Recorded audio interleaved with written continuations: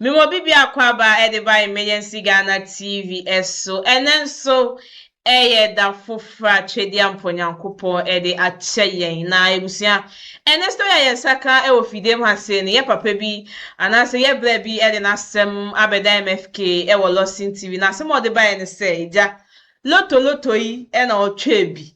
e na wedi sika no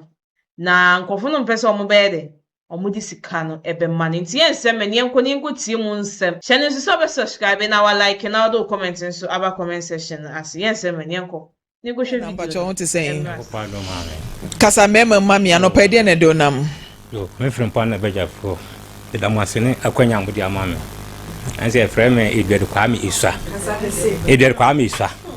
bedni pa odi be hume kwa me dada meti afrancho na me loto adwuma ewa Heman road ho timini opanyini bi share adwuma na se 2019 2020 tie he adwuma na se no na se na ekos kakra ba dru brebi no na me huye na me se re me ni beja me ni jamne foforo ye eno so no ni fie wasi waye poultry farm wo intribu ho nti ano taade ka bi twemere ekoho jodu ho bia no ne makasa se nti untwa bi mame to ade me kasa ya na me se me ne bere be me mani bi enam so those 2021 so no madam fu bi obetwa loto no bi no di ye 40 million tim this kana koma no ka che me se ameka okay tim this kana koma no ka che me se scan de nyane dia na ne bla bi wo Germany ena mani twa aba na man nti no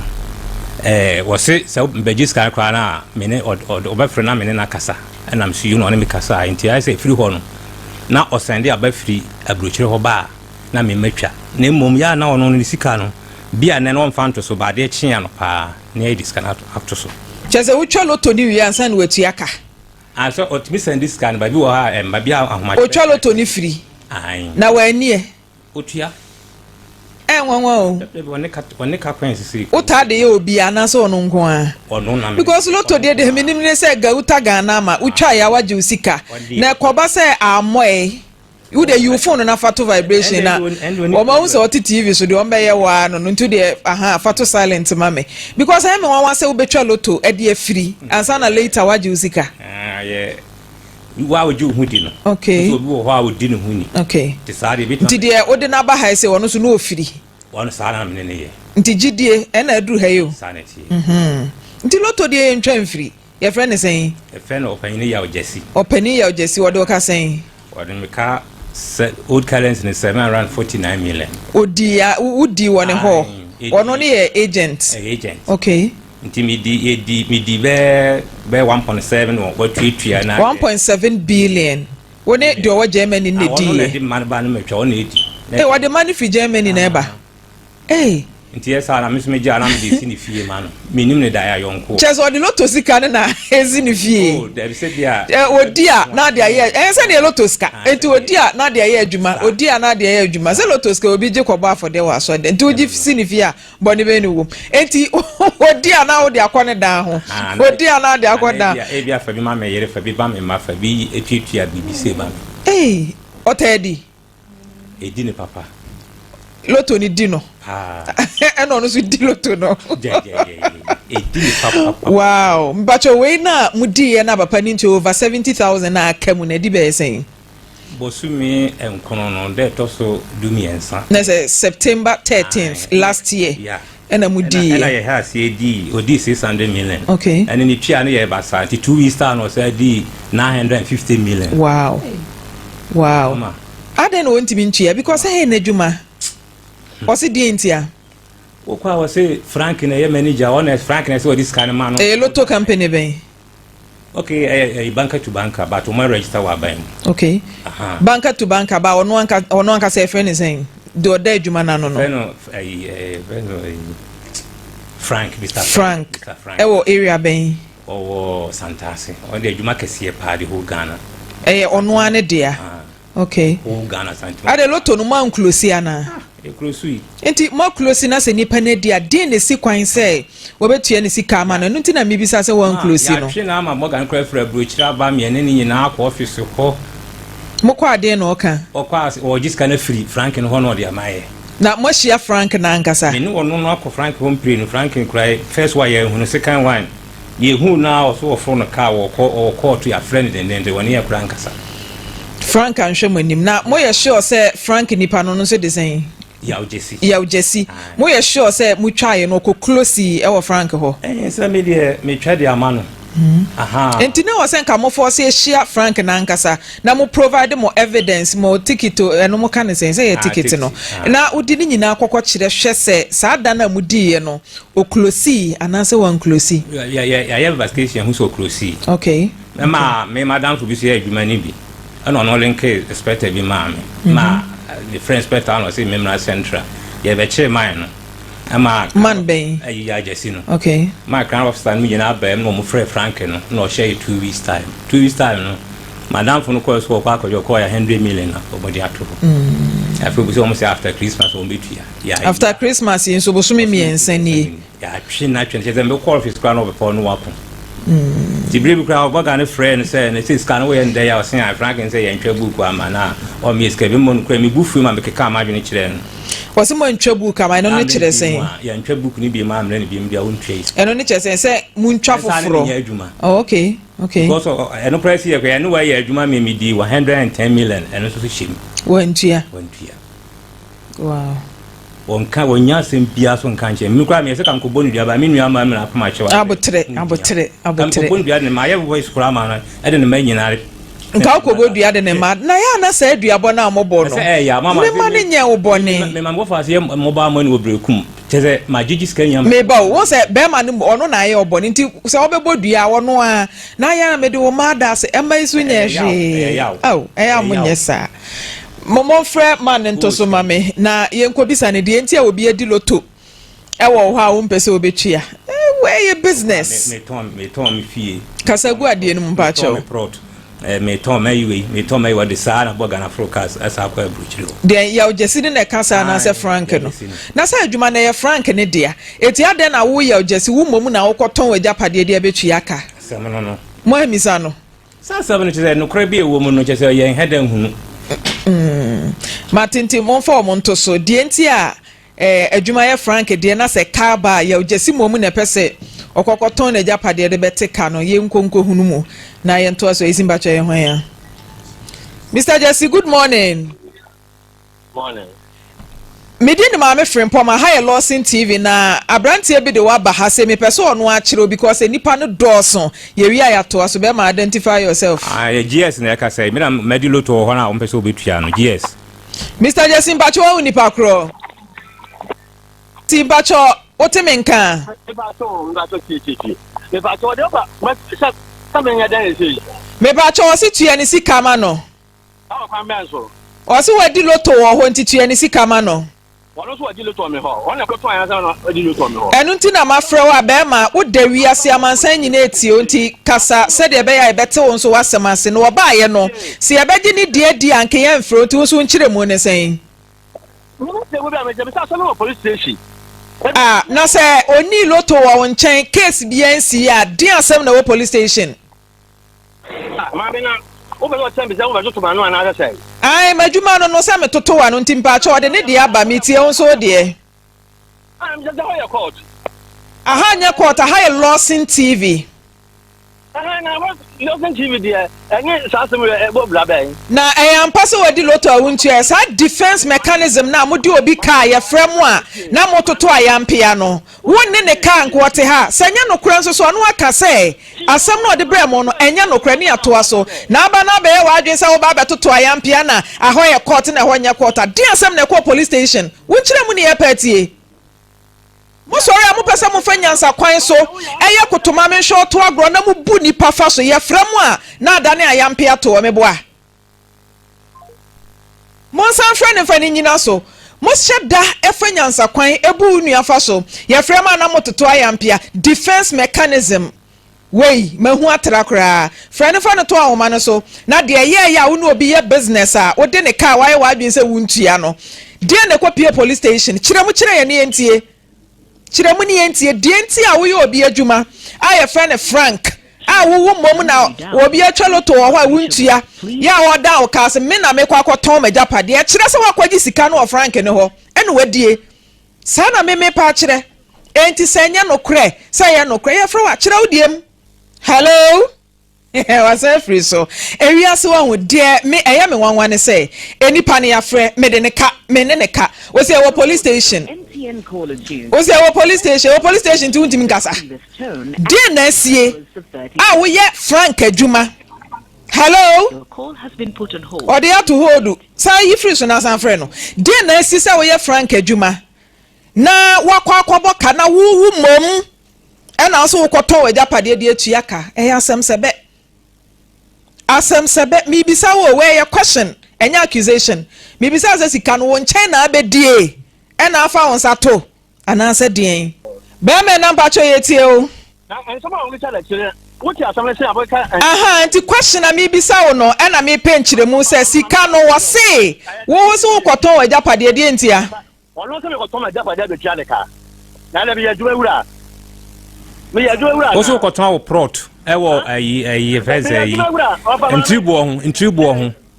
so koton wo prot ewo ntribo ho e da betua o store no so de bi ma han na de atua meka ofa bi tie o